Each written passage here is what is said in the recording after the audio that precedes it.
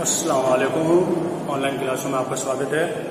और जो एक चैप्टर चला था उसमें हमने लास्ट टॉपिक न्यूटन की गति के नियम स्टार्ट किए थे, जिसमें हमने न्यूटन की गति का प्रथम नियम पढ़ा था। न्यूटन की गति का प्रथम नियम क्या था? इस नियम के अनुसार जब यदि कोई वस्तु स्थिर है तो वो स्थिर ही रहती है, या गतिशील है तो वो गतिशील ही रहती है, जब तक उस पर कोई बाह्य बल कार्य नहीं करता है। इस नियम को हमने जड़त्व का नियम भी कहा। आज हम पढ़ते हैं न्यूटन की गति का द्वितीय नियम। न्यूटन की गति का द्वितीय नियम पढ़ने से पहले हमने एक परिभाषा पढ़ी थी। इसी चैप्टर में आगे संवेग की परिभाषा पढ़ी थी। संवेग क्या था, जिसको हमने P से प्रदर्शित किया था। किसी वस्तु के द्रव्यमान तथा वेग के गुणनफल को संवेग कहते हैं। किसी वस्तु के द्रव्यमान तथा वेग के गुणनफल को संवेग कहते हैं। संवेग की परिभाषा से हमारा न्यूटन की गति का द्वितीय नियम है। तो हमारा अगला टॉपिक है न्यूटन की गति का द्वितीय नियम। न्यूटन की गति का द्वितीय नियम। न्यूटन की गति का द्वितीय नियम क्या है? इस नियम के अनुसार किसी वस्तु के संवेग में परिवर्तन की दर वस्तु पर आरोपित बाह्य बल के समानुपाती होती। इस नियम के अनुसार किसी वस्तु के संवेग में परिवर्तन की दर वस्तु पर आरोपित बाह्य बल के समानुपाती होती है। यानी बाह्य बल का मान बढ़ता है तो संवेग में परिवर्तन की दर भी क्या होती है? बढ़ती है। ठीक है, नियम क्या हो गया? इस नियम के अनुसार किसी वस्तु के संवेग में परिवर्तन की दर, इस नियम के अनुसार किसी वस्तु के संवेग में परिवर्तन की दर को dp अपॉन dt से निकालते हैं। क्योंकि दर हमेशा समय के सापेक्ष निकाली जाती है, इसलिए समय के सापेक्ष टाइम का भाग दे दिया। संवेग में समय का भाग दे दिया तो संवेग में परिवर्तन की दर आ गई। संवेग में परिवर्तन की दर वस्तु पर आरोपित बाह्य बल के समानुपाती होती है। इस नियम के अनुसार किसी वस्तु के संवेग में परिवर्तन की दर वस्तु पर आरोपित बाह्य बल के समानुपाती होती है। अतः F बल का है समानुपाती dp अपॉन dt। यानी बल का मान बढ़ेगा तो संवेग में परिवर्तन की दर भी बढ़ेगी, बल का मान घटेगा तो संवेग में परिवर्तन की दर भी घटेगी। F समानुपाती dp अपॉन dt, F बराबर k dp अपॉन dt। यहाँ के समानुपाती स्थिरांक है और जिसका मान हम एक चलते हैं, जिसका मान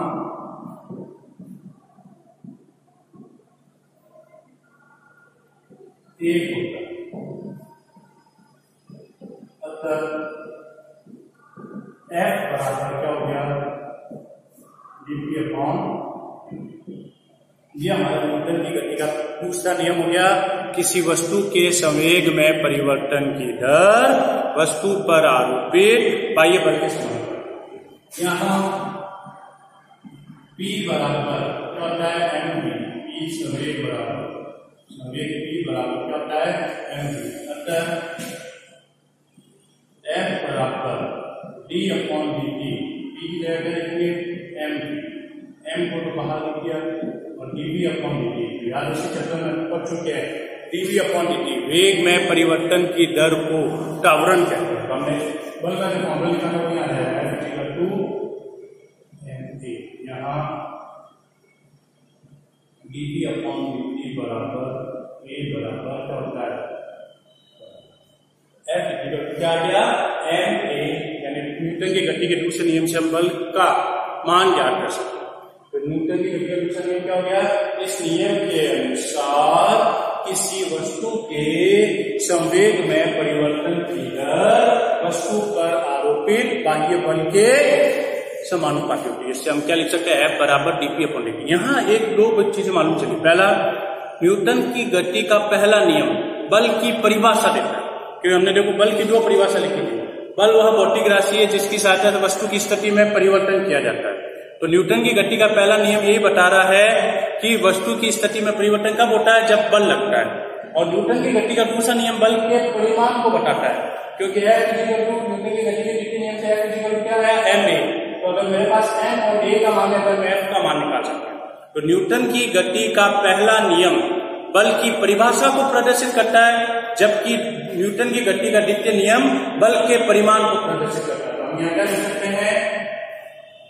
अतः न्यूटन की, या नोट आगे लिख सकते हैं लक्ष्य, अतः न्यूटन की गति का प्रथम नियम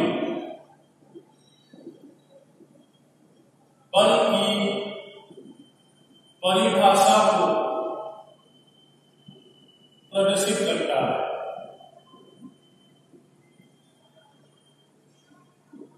जबकि द्वितीय नियम बल के परिमाण को प्रदर्शित करता।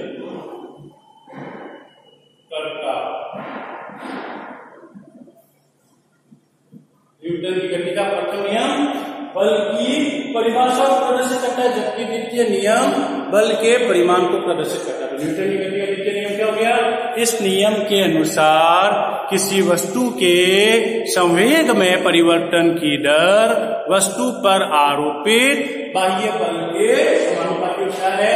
इससे क्या है? F बराबर dp/dt, और इसको छोड़ के हमने F निकल कर दिया। अब द्वितीय नियम का उदाहरण लेते हैं। इसके हम क्या लेते हैं? उदाहरण। जैसे हमने फर्स्ट नियम की उदाहरण लिया, द्वितीय नियम का उदाहरण क्या है? क्रिकेट का खिलाड़ी कैच पकड़ते समय अपने हाथ को पीछे की ओर ले जाता है। हमने देखा होगा क्रिकेट खेलते हैं तो आपने देखा होगा जब भी कैच आता है तो वो अपने हाथ को थोड़ा सा पीछे ले जाके कैच को पकड़ता है, यूं का यूं कैच नहीं पकड़ता। इसका रीजन न्यूटन की गति का द्वितीय नियम, क्योंकि हाथ को पीछे ले जाने पर संवेग में परिवर्तन की दर घटती है, जिसके कारण गेंद द्वारा हाथ पर लगने वाले बल का मान घटता है, जिससे हाथ पर चोट लगने की संभावना कम हो जाती है। अगर वो ऐसे कैच को पकड़ेगा तो इस पर हाथ पे क्या गेंद द्वारा बल अधिक लगता है, जिसके कारण हाथ पे चोट आ जाती है। इसलिए खिलाड़ी देखा होगा कभी भी गेंद को पकड़ने के लिए तो ऐसे करेगा या ऐसे करेगा। तो इसका रीजन क्या है? हाथ को पीछे की ओर ले जाता है तो संवेग में परिवर्तन की दर घटती है, जिससे के कारण गेंद द्वारा हाथ पर लगने वाला जो बल होता है उसका मान कम हो जाता है, जिससे चोट लगने की संभावना कम होती है। उसका उदाहरण क्या हो गया? क्रिकेट खेलते समय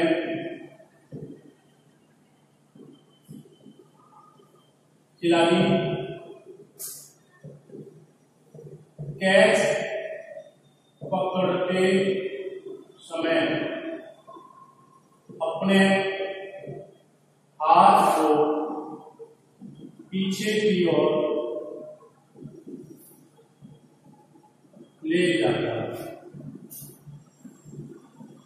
इसका कारण गेंद द्वारा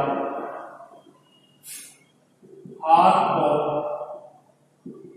लगने वाले मंदक बल के मान को, इसका कारण गेंद द्वारा हाथ पर लगने वाला मंदक बल कम होना है। इसका कारण गेंद द्वारा हाथ पर लगने वाला मंदक बल कम होना है, जिससे हाथ पर चोट नहीं लगती। क्या लागू किया? और कितना है? हाथ को पीछे ले जाने पर संवेग में परिवर्तन की दर कम हो जाती है, जिससे गेंद द्वारा आरोपित मंदक बल कम हो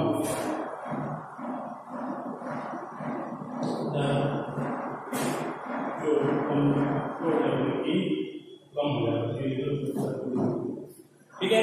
ये इसका उदाहरण हो गया। हम देखो गैस पकड़ते वक्त खिलाड़ी का अपने हाथ को पीछे ले जाने का कारण गेंद द्वारा हाथ पर लगने वाला जो बल होता है उसके मान को कम करना है। अगर कैच ऐसे पकड़ेगा तो हाथ पर लगने वाला बल अधिक होगा, जिससे चोट लगने की अधिक संभावना होगी। क्योंकि हमारे न्यूटन की गति का द्वितीय नियम हो गया। क्या नियम हो गया?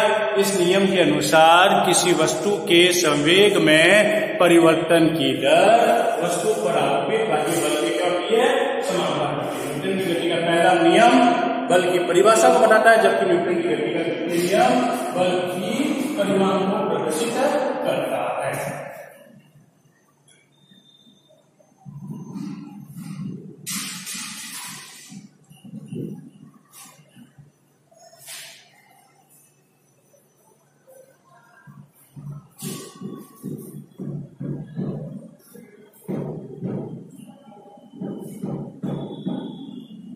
अब हम करते हैं न्यूटन की गति का तीसरा नियम।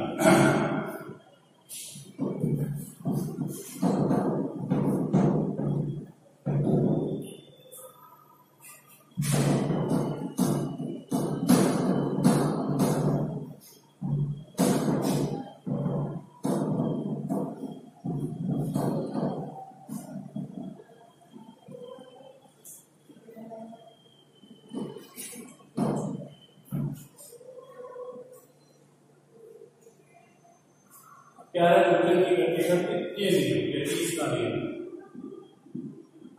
या इस नियम को हम कहते हैं क्रिया प्रतिक्रिया का नियम। क्रिया प्रतिक्रिया का इस नियम के क्या है? नियम इस नियम के अनुसार प्रत्येक क्रिया के समान परंतु विपरीत दिशा में प्रतिक्रिया होगी। यानी आप जैसे क्रिया करोगे विपरीत दिशा में वैसी की वैसी प्रतिक्रिया होगी। यानी गेंद को आप दीवार पर मार रहे हो, क्रिया कर रहे हो, वापिस वैसी की वैसी प्रतिक्रिया होने के कारण गेंद वापिस हमारी तरफ आ रही है। अगर आप गेंद तेजी से फेंकते हो तो गेंद वापिस तेजी से हमारे तरफ। जैसी क्रिया होगी विपरीत दिशा में वैसी क्या होगी? प्रतिक्रिया होगी। तो इसलिए क्या हो गया? इस नियम के अनुसार प्रत्येक क्रिया के समान परंतु विपरीत दिशा में प्रतिक्रिया। इस नियम के अनुसार प्रत्येक क्रिया के समान परंतु विपरीत दिशा में प्रत्येक क्रिया के समान परंतु विपरीत दिशा में प्रतिक्रिया होती है। इस नियम को किया क्रिया प्रतिक्रिया का नियम है। क्रिया प्रतिक्रिया एक प्रकार से बल ही है।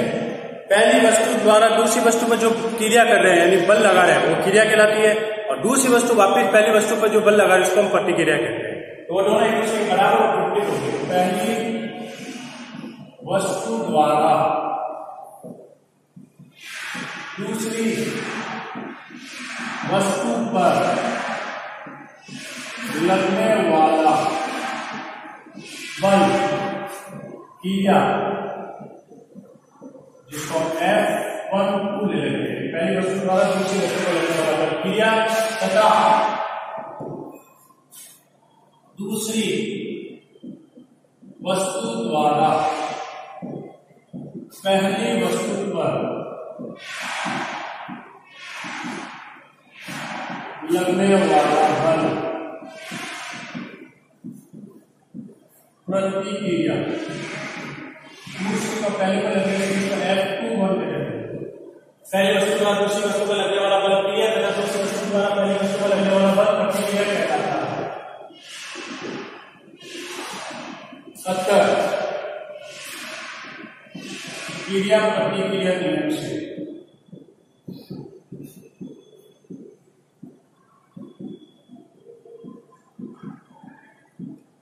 हमने क्या बताया, प्रतिक्रिया के समान क्या विपरीत दिशा में F12 बराबर माइनस F2।